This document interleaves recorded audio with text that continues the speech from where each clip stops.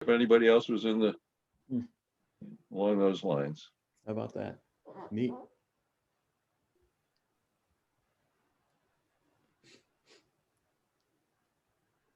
All right, there's Scott at the podium.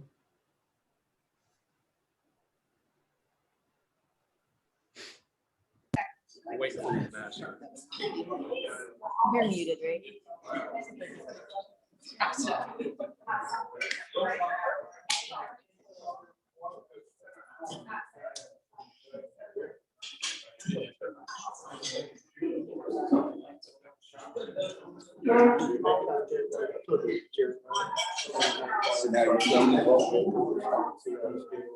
Our program guest just stepped away for a moment, so we'll be kicking off shortly. He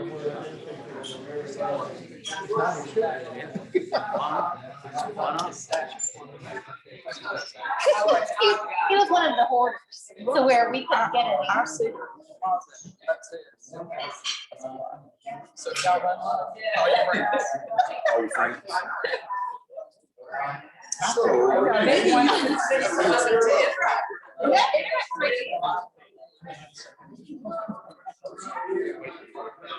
We're gonna start out with Oh, wait, it's not good. Buddy? You're already good.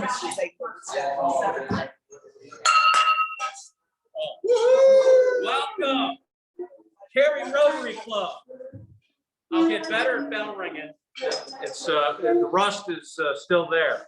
I would like to welcome everybody to today's meeting. It's an exciting day. We're all here in person, not all of us. We're here in spirit together, certainly, but we've got 21 people here in person. Thank you very much. For a long time coming. Thank you all for being here. On Zoom, we've got 30 people, so we've got well over 50 attending, and hopefully by the end of the program, we'll be up near 60 or so. With that, I'm very excited to bring up Gary Ashworth to lead us in prayer and the Pledge of Allegiance. Gary? Please bow with me. Dear Heavenly Father, we just pause to give you thanks for the many, many blessings that you bestowed on us. We thank you that for our health, we thank you that we can meet here in person as well as on Zoom. We thank you for this Rotary Club and many things that we're doing around this world and in this community. We lift up to you, John Miller, Lord, and ask your healing hands upon him. Pray that you bring him back to us soon. And we thank you for this food now and pray you bless it so we can serve you. It's in Jesus Christ's name we ask these things. Amen. Amen. I pledge Allegiance to the flag of the United States of America and to the republic for which it stands, one nation under God, indivisible, with liberty and justice for all.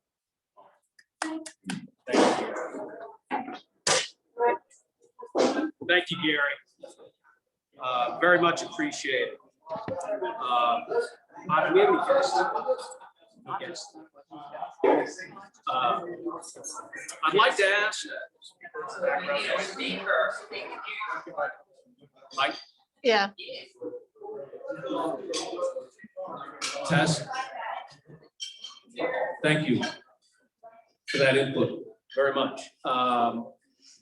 We're now going to move into announcements. We've got a couple that are pretty exciting. And so to kick us off, Renee, would you mind coming up and giving us an update on our service day and our trivia night? Yes. Awesome. You can hold this or not. Thank you, President Scott. Everybody can hear me? I'm so excited to be here. This is fun. It's nice to see all your smiling faces. Our Rotary Day of Service district-wide is April the 17th on a Saturday.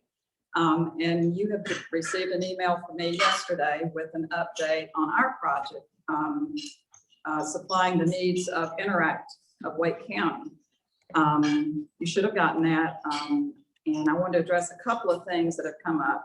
Monetary donations are welcome. We've already gotten a few. If you will make those checks payable to Interact, not to the club, but to Interact, that'll speed getting that onto them without a delay. And if you'll send those to me, my address is in the email, or just I'll be here most Tuesdays. You can just hand it to me. Other urgent needs that you have, we will get those to them as soon as possible. That's kind of the goal. The urgent things we'll take care of now. The others we'll just collect and deliver on the 17th. The Interact thrift stores are not operational right now. And so that's basically due to COVID. And so deliveries there would not be possible. That's why I'm asking that you can bring your things here to our meetings on Tuesdays now, and if that will ease it. And also Pat Hudson has so graciously offered to have her home as a drop-off point, and she lives here in McGregor, close to the club. Her address is listed in that email as well. So moving forward and looking over the needs indicated in the email, you will also see links to their Amazon wish list. Well, if you are connected to through Amazon Smile for our charitable foundation, we've kind of got a win-win there. So just wanted to point that out to you. Let's see, I think I got everything else there. Now, moving on to trivia night. Mark your calendars. This is Friday, April the 9th at 7 p.m. This is going to be a virtual event, and basically the DJ Ray is his name. He will be the host and carry us through the evening. Basically, we'll all log into the event, and the host directs it. The topics are going to range from fun things to name that tune to historical facts and just fun things about Cary and North Carolina. So your refreshments, of course, will be at your discretion. So you can enjoy that. And prizes are going to be awarded, and we're looking forward to some fun together, although we're apart. So mark the date and time, and there'll be an email closer in with a link to that party. All right, thank you very much.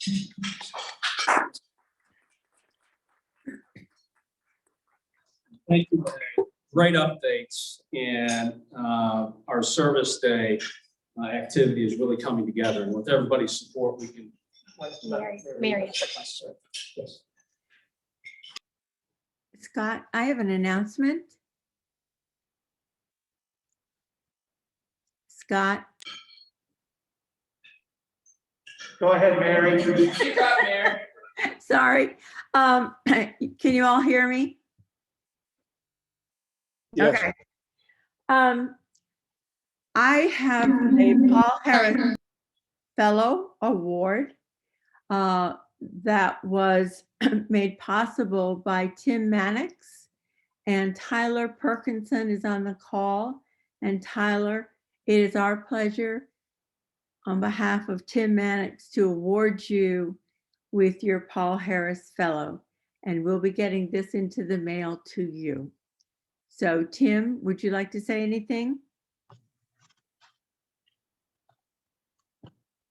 You have to unmute. Yes, I do have to. No, some of you have heard me say it before. Without the foundation, Rotary has no meaningful reason for existing. Because without the foundation and the good we can do in the world, all we are is a social group that meets, greets, and eats. And so for each of us, I hope we'll begin to take care and to continue to support the foundation. We help those who have started down the path toward their one, get you a Rotary Foundation medallion, medal, and become a member of the Paul Harris Fellowship. And then what we ask is that as you go on in your careers and as you continue to donate, in the future, maybe you'll be able to help somebody else do this same kind of thing. So that's what we're trying to go do. And that's why we're trying to go do. Thank you so much.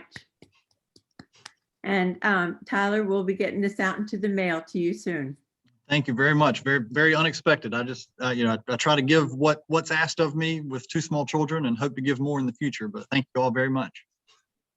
Congratulations. Thank you, President Scott. You're muted. Awesome. Thank you, Mary. What a great opportunity, and very happy for Tyler. Great to see you, Tyler. Thanks for being here. And now I'd like to ask Ernie to come up. He's got a couple updates, one update in particular that is very important to this club. So Ernie, if you wouldn't mind.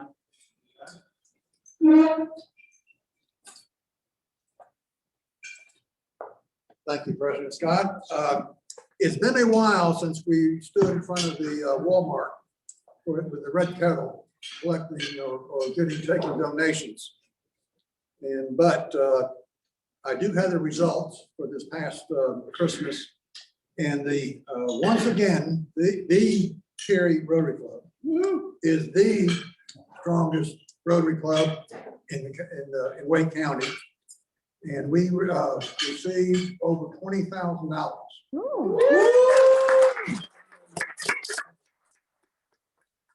I would like to express my gratitude to Gary Ashner, because he's the one that puts all that together.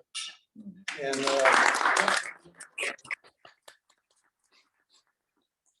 we're having an advisory board meeting tomorrow, at which time I will request to get the trophy back from the Raleigh Rotary Club. And I'm not saying this happened, but three majors ago, when we lost the trophy, guess what club he belonged to? I'm not saying that had anything to do with it, but we now do have Shanna Filter. I'm not sure if Shanna's on the Zoom call or not. Great. And I am. she's the development person for the Salvation Army and doing a great job. So we're now delighted to have an Army person with the Cary Rotary Club. So thank you all for your time.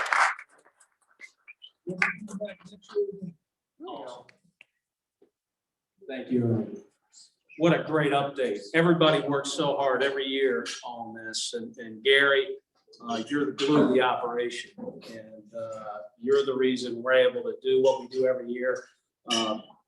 I get the sense this club is a little competitive, Ernie. And I look forward to the trophy presentation in the very near future. So thank you, Ernie. I appreciate the update. Good stuff. And now, could I ask Darren to come up? He's got an announcement. Thank you, President Scott. First off, the Business Alliance at Green Hope High School would like to say thank you to each and every one of you who were able to help with the upcoming career opportunities that they have. Several of you will be doing interviews at the school, and we're appreciative of that and just thankful that we have so much support. This is the first year that they actually have more people signed up than they need, which is incredible. And honestly, because of you guys, we're able to do that.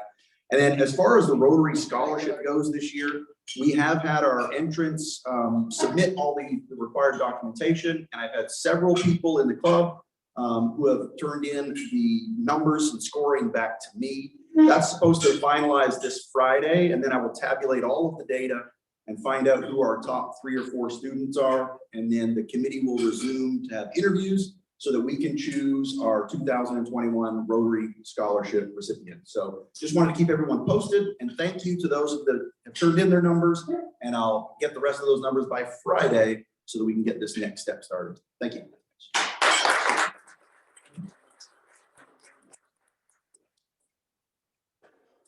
Thank you. Another great update. And now if I could ask Neil Lagarde online for his announcement. Neil? Hi, President Scott. Thank you. It's that time of the year again when I start to promote the Transitions Life Care Hospice for their fundraiser. Of course, again, this year we've had to cancel the in-person party, but we are planning to have a online raffle, which Finks has donated your choice of watches. I believe there's a golf cart again this year. But the idea behind it is I'm going to ask the club to allow me to send out a link to where you can either purchase raffle tickets. If somebody's got items they want to donate for our online auction, they're welcome to. If they, want to sponsor, donate, everything you can do to help these people that can't afford end-of-life care to be able to receive that complimentary of Transitions Life Care. It's a great organization. And I hope everybody will take a look at it and support it in any way they can. Call me or email me if you have any questions. Thank you, President Scott. Thank you, Neil, for that. You can count on our support for sure. And could I call on Jim Lovejoy? Jim?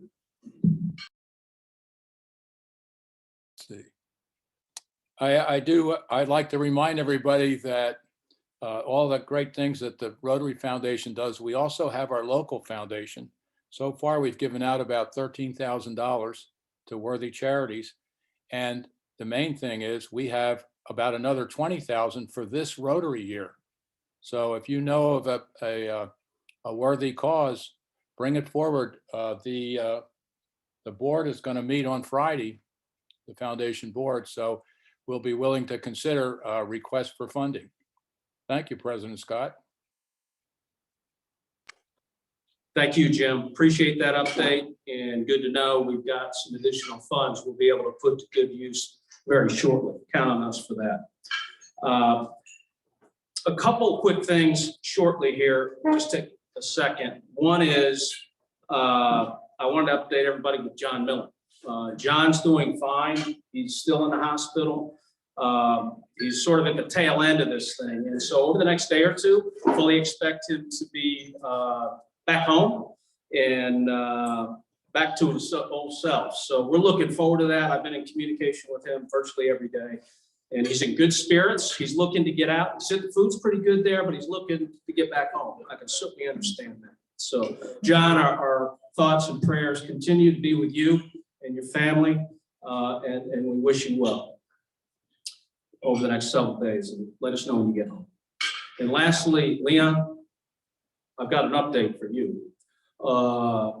It looks like we're just short of about $500 since your announcement last week to the club on the additional Dominican Republic request money that will go to a lot of different things, to include furnishings, etc., to these homes that are being built in the Dominican. So I appreciate your leadership, and count on us. We have a club goal of $2,000. I have no doubt that we're going to hit that.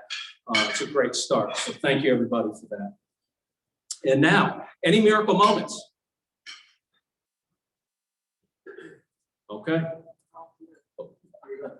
We're all here. We're all good. This is the miracle moment. Very good. And now we're going to move right into why we're all here today. And that is, I'm going to really call on John Hatcher. And it's so great to see you, John. Call him the deacon. But he is responsible for today's very special guest. And so, John, if I could call you up to introduce our special guest for today, I'd appreciate it. Thank you, sir. Thank you, sir. First time I've had on a coat in over a year. Looks good on you, John. Sir. It's my great honor today to present our program that we have Ambassador James Cain, a native of North Carolina. He was very well educated at the University of Winston-Salem, Wake Forest, with his undergraduate degree, cum laude, and also a law degree at Wake Forest. He's done a lot of things. Some of us might remember that he was head of the Carolina Hurricanes back in 54. They went to the Stanley Cup thing, and he was the president and chief operating officer of that then. Jim is married. His wife is Helen. They have 2 daughters. I told him I was going to say this, and he didn't tell me not to. I hope one of these days I'll have a chance to vote for him for governor. Maybe you will too. It's my great honor to present to you Jim Cain.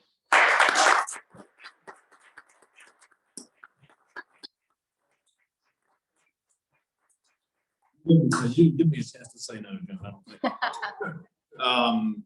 It's wonderful to be here and to be here celebrating your first optional in-person meeting, which is pretty extraordinary. And I'm particularly amazed at the technological prowess of at least one of you who's a little bit over the age of 30. We're all over the age. Oh, well, I wasn't going to. Anyway, at least one of you, but This is, I believe, it's my third or fourth time to speak at this club. And only one or two of you may remember the first time I was here was in the early 80s. Was working for President Reagan and was speaking about him and about his administration. I don't, Don, were you here back then? I think you were. John, I know you were somewhere around. And then my second time was when I was with the Hurricanes. And I enjoy always having a chance to speak to Rotary clubs. I haven't had a chance to speak, of course, in the last year. But I've spoken to many over the course of the last 30 or 40 years, including some fairly extraordinary places, Bruce. I think, northernmost Rotary Club in the world, which is in the little town of Nuuk, Greenland. Anybody else been to Nuuk, Greenland? Okay, Nuuk is maybe 200 kilometers south of the Arctic Circle. And there's a Rotary Club there, and they invited me to speak. And I will tell you that your chicken is much better than their raw blubber. I didn't let them know how I really felt about the blubber. But and we also entertained, I think, 200 Rotarians in Copenhagen. We had the International Rotary Convention in Copenhagen when I was there. 2006 or 7 or 8, somewhere there. And we had all of the delegates, the Rotarians from the Carolinas at our residence, some 200 people. And occasionally I'll run into people who tell me they were there, which is kind of nice.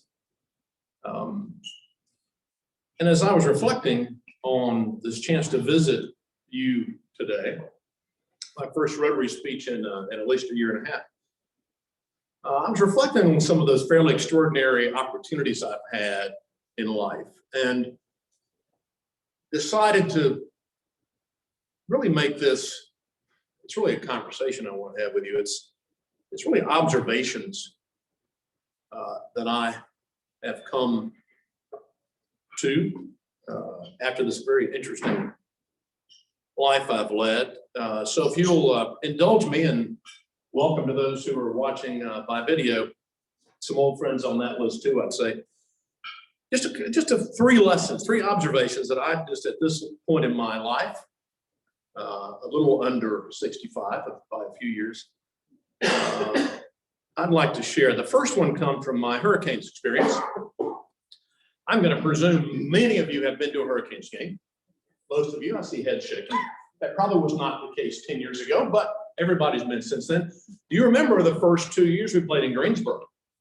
Bob, you were there? Scott? Okay, so that was an incredibly bleak time.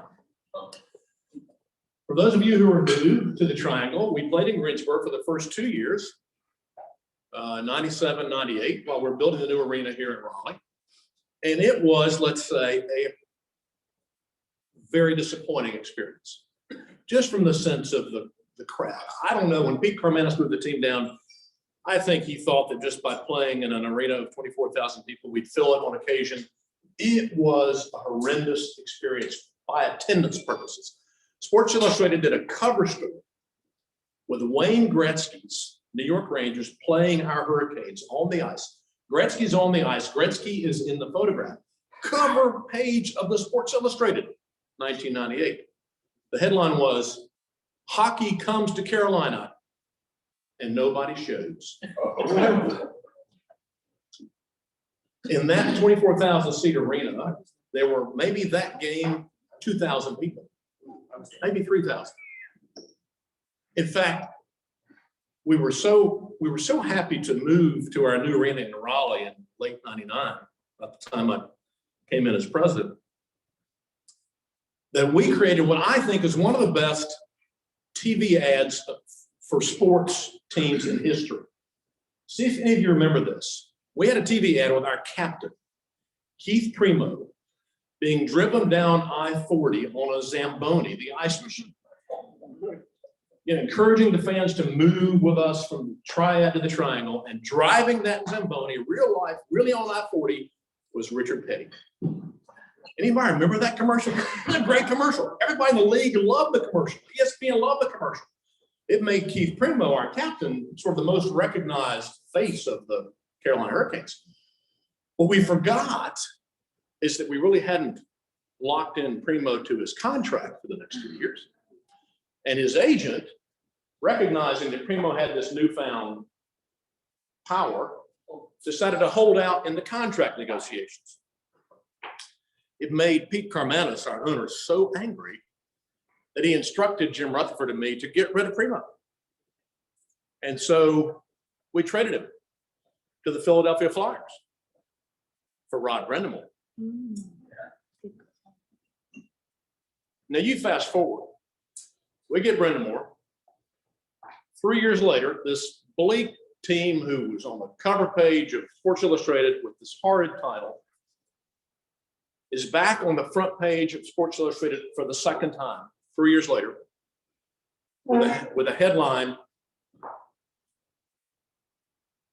"Hockey comes to Carolina and is taken by storm." Kevin Weeks was in goal. Remember Kevin? We went from last place to first place. We went from the worst attendance in the league 3 years later to the fourth or fifth best attendance in the league. We had 16 straight sellouts that season on our way to the first run of the Stanley Cup championship. We lost that year in Game 7 to Detroit. Came back 3 years later and won it with Rod Brindamore as our captain. And of course, Rod is now behind the bench leading what I think as of this morning is the conference leading Carolina Hurricanes. Now, my only point there, and this is observation number one, it really doesn't matter in life how bleak things become for you. Through hard work, determination, perseverance, and oh yes, and faith, great things will eventually come. And I firmly believe that. That was the belief our team had back then. A lot of young kids around a couple of veterans like Ron Francis and Rod Brindamore believed that, thought that, were determined. Blessed are those who persevere, James 1:12. I firmly believe that perseverance, faith, hard work can overcome any adversity that life throws at us. Observation number one. Second observation comes from if I walk, can you follow me? Do I go off the screen? Okay. I mean, I can do it. I like to walk.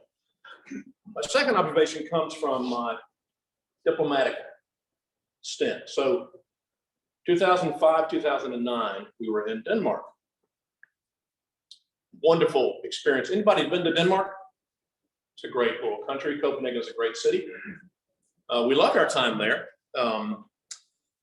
And it was an extraordinary time to be there. People didn't much like my boss, George Bush, but they loved America. And it gave us an extraordinary occasion to talk about the American spirit, what America means to the world and what America's place is in the world. And I, in fact, wrote a book about it called The American, on diplomacy, democracy, and Denmark. Now, if you tell me you've read this book, it was a bestseller, by the way.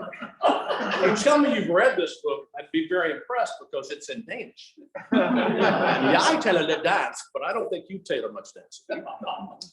So this book that I wrote and had on the shelves in the December of 2008, right before we left in 2009, was somewhat controversial. The lawyers in the State Department wanted to look at it in draft form before I wrote it. And I didn't really have time. I decided in July to write it, and my publisher told me I had 1 month to get the first draft to them. And so I knew in Denmark, as in any country, as long as I'm speaking or writing in Denmark, there's only one person who has the right to edit my work, and that's the president. I didn't have to report to lawyers or assistant secretary of state or secretary of states. I report to the president. And they were worried I might tell state secrets or something, which of course I wasn't going to do. But I was right about that, and the State Department backed me up in that. So put this book on the stands in December, and Condi Rice came to town on the 18th of December doing her farewell tour before she and President Bush left office. And I picked her up at the airport and she said, Jim, how did your book do? And I said, Madam Secretary, I'm glad to tell you that my book was a bestseller. We sold the equivalent of 500,000 copies in 3 weeks. She said, you sold 500,000 books in Denmark in 3 weeks? I said, no, I sold in Denmark the equivalent of 500,000 copies in America in 3 weeks. Now, Denmark is 1/50 the size of the US. Now, you can do the math very quickly. The bankers can do the math in the room. That's around 10,000, which is technically a bestseller in a little country like Denmark. So I can say I'm a best-selling author. This book actually came out of a bike tour that I did around the country. My wife's idea. I was disappointed after 8 or 9 months being there that we'd had a chance to get our message out across Copenhagen, not the rest of the country. And my wife Helen said, well, you should get on your bicycle. You should ride your bike. And that little suggestion, according to Condi Rice, became the most successful public diplomacy initiative of the Bush second term in a foreign country. We rode 3,500 miles. We had 4,000 guest riders who rode with us, including the prime minister, every cabinet minister, and it was a continuous tour, but not a consecutive tour. So I'd go out and ride the bike 2 or 3 days up here, and then I'd go back and work for a week and pick up where I left off and keep going. So it was that continuous around the country. And that gave me an extraordinary chance to learn about the people of Denmark, but even more importantly, it gave me a chance to learn something about America. Because anyone who wanted to ride with me, and everybody needed to have a chance to ride beside the ambassador and his security guards, everybody who rode with me had to answer one question.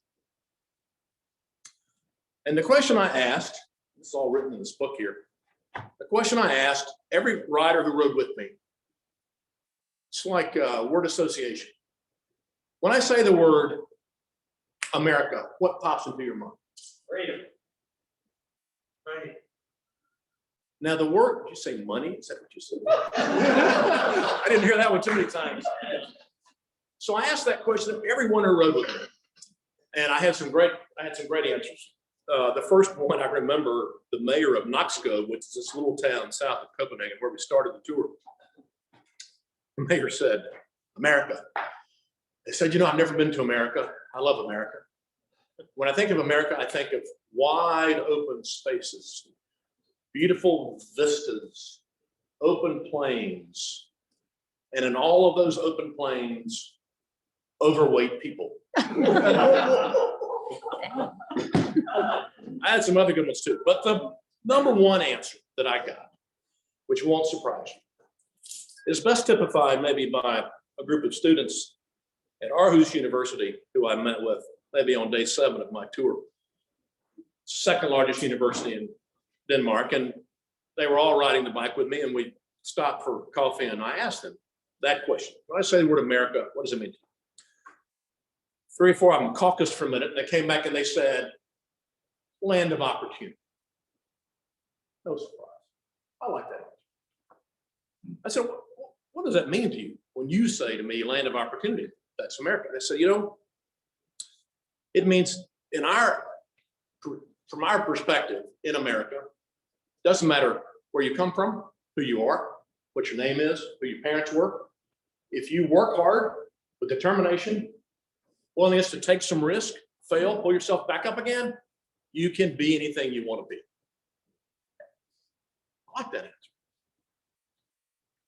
I said, if that is America, what is Europe? And they said, Europe is a land of security, where we don't have to worry too much about life. Because in Denmark, as in many European countries, certainly most Scandinavian countries, you know, you're sort of taken care of when you're born, your education's taken care of, your job's taken care of, you're guaranteed a place to be buried when you die. But it also, in their mind, sort of affects their attitude towards hope and optimism and productivity. In their minds, America is still a unique land of opportunity. And the observation here is, and these are young people who are in Copenhagen, Denmark. Think about how young people in Hong Kong might feel, or in the Crimean section of Ukraine, or in many other places in the world. If that's the perception that so many have outside of America, then maybe to really appreciate what America is all about, it's important to see it from a distance. Those who see America from afar can appreciate more what it means. Observation number 2. Final observation comes from my more recent life experiences. This time, 18 months ago, I was in Northeast Syria. I'm going to bet not many of you have been to Northeast Syria. This was my last international trip before the pandemic. You might ask yourself, what was I doing in Northeast Syria? I was in the town of Kobani, which some of us have heard of, on the border with Turkey. I was in Syria because 2 years prior to that, ISIS had dominated that part of the world. It was called the Caliphate. You remember that? And members of the Caliphate, right in that little neighborhood, had trained the 2 killers who in March of 2016 showed up in Brussels, Belgium, and killed my son-in-law. So when that happened to us, we lost our son-in-law and his sister, Sasha, Alex and Sasha, 2016. It caused me to change my perspective and focus on values and purpose in life a little bit. And I decided to try to help those who were helping to defeat our enemies. And in this case, it was the remnants of ISIS who were still in that part of Syria. And we've been back many times trying to help those who now, in fact, 3 days before I was there 18 months ago, our coalition defeated the last organized remnants of ISIS at a town called Baghouz, which was about an hour from where I was. But that particular day, I was with a group of fighters, young people, who had helped us fight ISIS, to defeat ISIS. And they were giving me a tour of their Arlington cemetery that 5 years prior hadn't been there, but at this point, hosted 1,100 graves of Syrian fighters who had stood up against ISIS and fought ISIS 4 years earlier. My host was named Kendall. Kendall was probably 20, so he was 16 at the time. In uniform, I said, Kendall, were you here that day when ISIS came over the hill? He said, yes. I said, what did you see? He said, they came with their tanks and their Humvees and their artillery, which they'd taken from us when we abandoned that part of Syria 2 years earlier. And he said, we had rifles. We had single shot rifles, and some of us had, knives and swords. He's telling me this as I'm looking at the arrayed white marble graves, and I'm noticing that on these graves, 75% of them look to be about 16 years old or younger, and 25% female. And I said, Kendall, what happened to you that day? Did you lose people here? He said, well, I lost my brother and 7 or 8 of my friends who were buried here. And I said, how did you survive? He said, well, I was shot 5 times in the back early in the battle when ISIS came over the hill, and woke up in a hut in Turkey across the border, about 2 miles across the border, about a week later.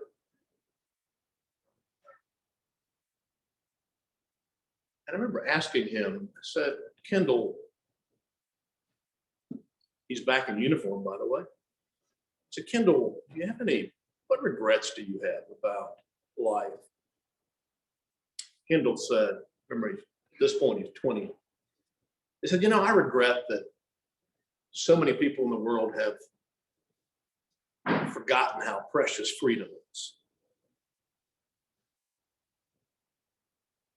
I think we remember that feeling we had 20 years ago this year, after the planes hit the fields of Pennsylvania and the walls of the Pentagon and the towers of New York. I think we had that feeling. We sort of remembered how precious freedom was, and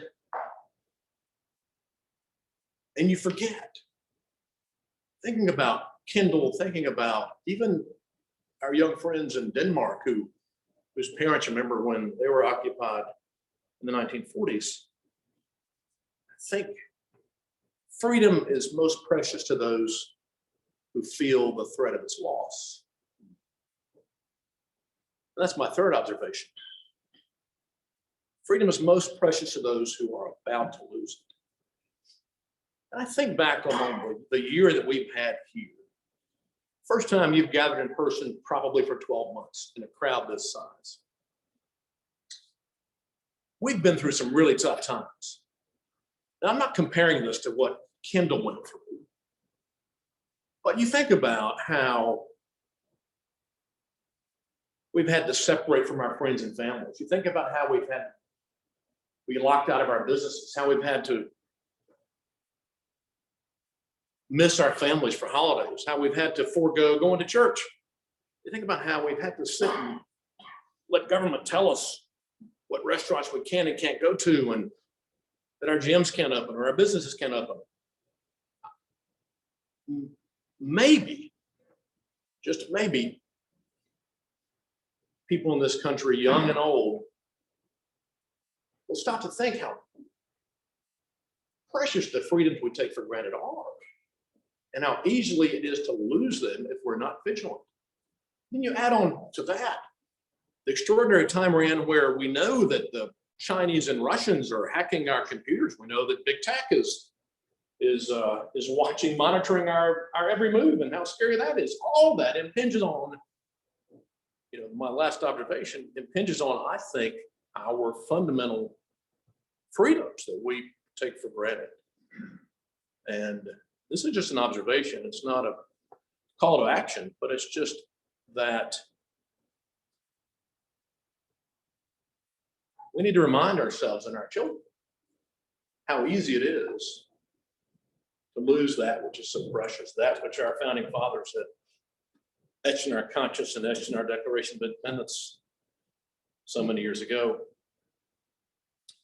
And I'll just end by saying, I listened to you here, President Scott and Bob and others. I listened to you talk about, and our friends on Zoom, talk about what the purpose of this club is.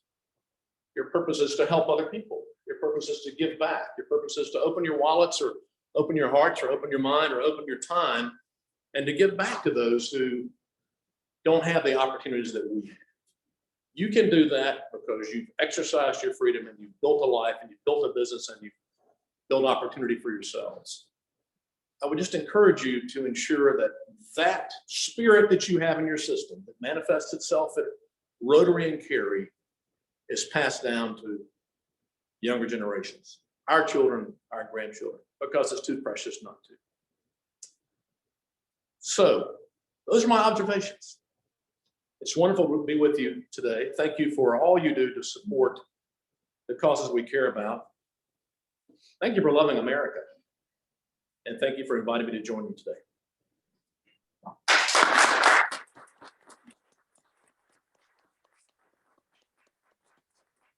Well, time for a few questions. I think there were some. Sure, if anyone wants to read the book, they can read it.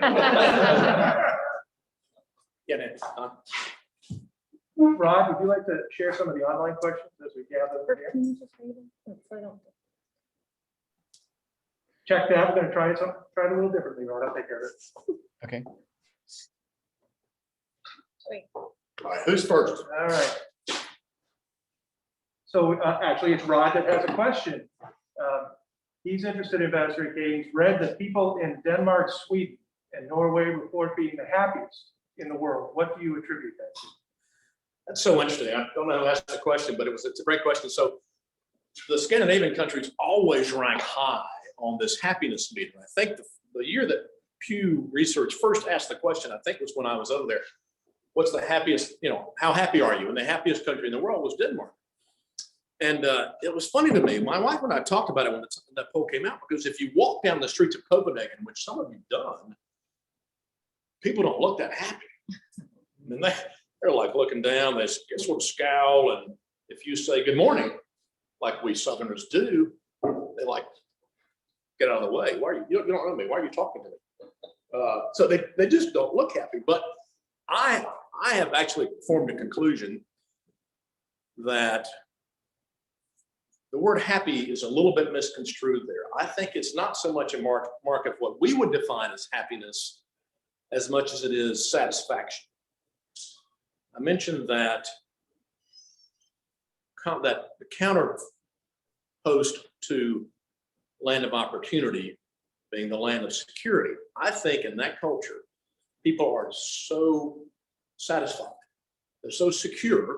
They have no worries because, and the model doesn't work so much now, but historically in that model, it's a social welfare state where 60% of the income goes to the government. 55% of people work for the government, and everybody's birth, education, job, retirement, and death are taken care of, basically. At a level lower than what we would be used to here, but it's taken care of. And so it's a measure really of satisfaction, of security. Now, having said that, look, we love Denmark and we love Lego and the Little Mermaid, but I wouldn't trade what we have in America for their definition of happiness. That's the only question we had online. You've got a couple of burning questions here. I've got Ambassador Cain. Here's an observation for you for maybe the next book that you decide to write. Back several years ago, after the Cains really got started here, Eric Schmidt and I decided that maybe we should have a group of Rotarians to go to the games. So we started putting together a group of Cary Rotarians who went to one of the Hurricanes games.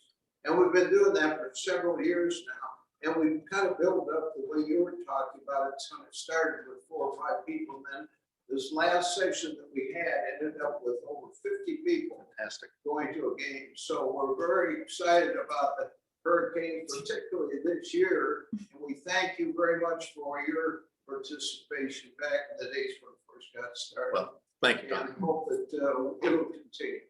Well, we all hope that. And thanks so much for that comment. When I used to give that speech about how the Hurricanes did that conversion from the bleak life to the pinnacle of sports success. And I didn't do that this morning because time didn't allow. But one of the, if you interview the players back in those days, and we're talking starting really in 2002, through 2007, if you talk to the players, none of whom, of course, had any cultural connectivity with North Carolina. None of them had grown up anywhere around here, but part of the reason that they were so dedicated, committed, showed such perseverance, going back to my first observation, was the fans here. They knew the fans did not grow up on this sport, but the fans grew to embrace that team. A culture where we all grew up, cheering for the red team or the light blue team or the dark blue team or the gold team.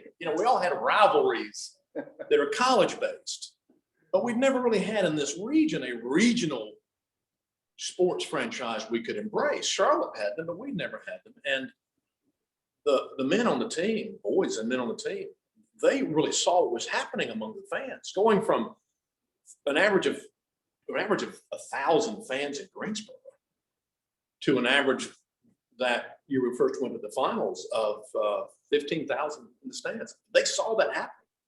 And that gives them an incredible amount of confidence boost on the ice. I didn't understand that at the time, but in retrospect, I do. And all I can say is thank you for keeping up that support, because it's critical to these guys. it's interesting to watch it on TV with no fans. How they continue to muster their determination is interesting, but they all comment about how they are so anxious to get fans back in the building. And soon. And a few now. Have you been yet? Have you been this season? Not this season live, but every other season, yeah. Well, and we'll all be back there soon. Other questions somewhere? I think I saw a hand raised. Or was it your phone I heard, John? There's one last question. Great. Well, if you have just a moment, Ambassador Cain, I'll call on Harold Bennett to share our thanks with you. So Harold. Ambassador Cain, the friendliest club in the world would like to thank you for sharing your observations with us in your times in Denmark and on your travels. We certainly appreciate all the work you did with the Carolina Hurricanes, which now is one of the hottest tickets in the area. And I think a lot of that comes from taking a whole bunch of college fans of different teams and them all focusing on one, which is the Hurricanes. And we all know that freedom is not free and it needs to be defended day to day so that we can do what we like to do here in the United States. So in appreciation, we have cards that were done by one of our Rotarians here. They are some of the key places in Cary, North Carolina. And we hope you enjoy browsing through these and enjoy having them maybe on your desk at some point. Thank you very much.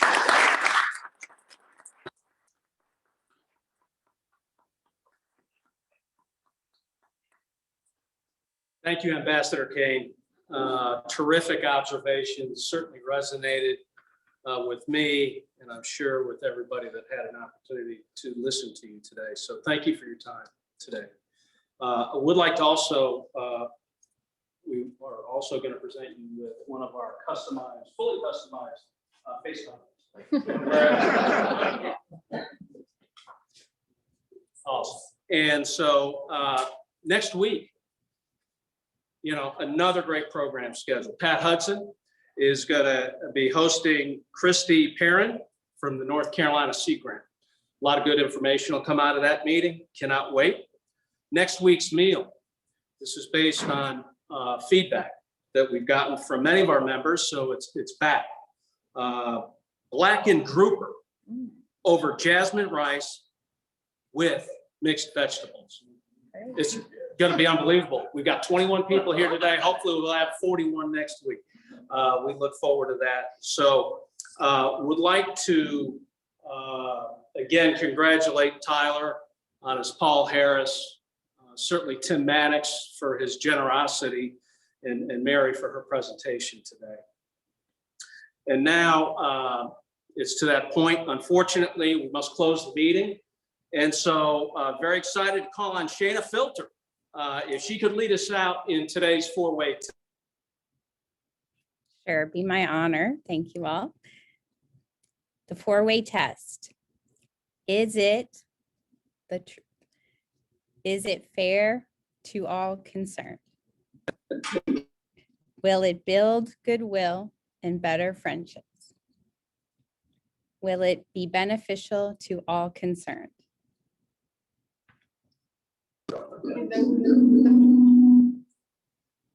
Thank you, Shannon. Great. One last time, I want to thank everybody for coming today. This is our first meeting back in person. It couldn't be any more special to all of us, whether you're visiting via Zoom or you're here in person. I look forward to the upcoming weeks as we continue to grow our in-person attendance, and I wish everybody the rest of today to have a fantastic one. Make it the best you can. Let's end the week strong and look forward to another big week next week. So with that, today's meeting is adjourned. Have a great day, everybody.